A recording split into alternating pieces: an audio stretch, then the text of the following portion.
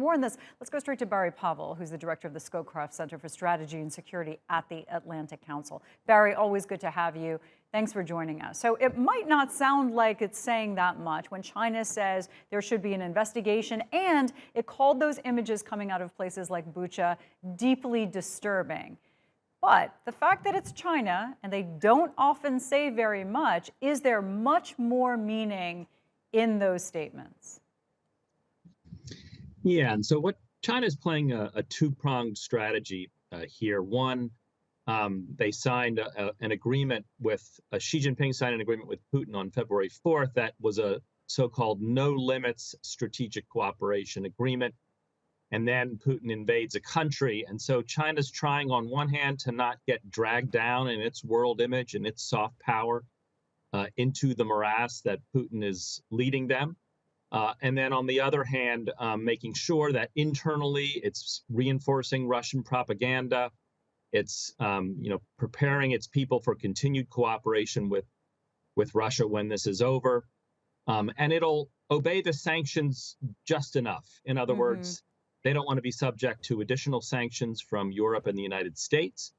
But they also don't want to completely rupture the relationship, the strategic cooperation relationship with Russia. So they're playing a multi-pronged strategy, just enough in all directions to try to minimize damage, which has already occurred to their image. So that's why they're suggesting, peace is the most important.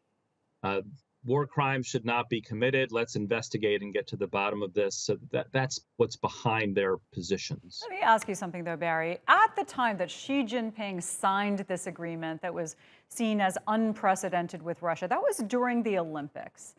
At the same time, Russia had already massed some 100,000 of its troops at Ukraine's doorstep. So China had to have known that something could have been happening here when the rest of the world was warning that Putin had his eye on an invasion. So was China kind of trying this on? Was it willing to see what was going to happen and, in that sense, lending some support to it, at least in the beginning? Well, I think this is speculation here. I think, it's possible Putin told Xi Jinping, this is going to be a few days, we won't kick it off until after the Olympics end. We don't expect it to be, a difficult endeavor. And then I have to say, seeing images like we're seeing right now, that was almost certainly unexpected. And so I don't think China expected this, dragged out, horrific set of images going across the globe. And they certainly did not expect the reaction by the United States, by Europe, by Japan, and others, where unprecedented sanctions against Russia, against the leadership and elites of Russia. And so I think this was a complete surprise and China to the Chinese and to the Right. So China doesn't like to make grand statements. It doesn't like to get involved whenever possible. By saying these things, though, and at least putting a little weight on the fact that there could be war crimes there, behind the scenes, is this a turning point? Is there likely to be Chinese pressure on Vladimir Putin? Because, China does not need Russia like Russia needs China economically, not by a long shot. Yeah, and so I think there'll be pressure, might be too strong a word. I think there'll be, please, pressure in the sense that, please try to end this as quickly as you can.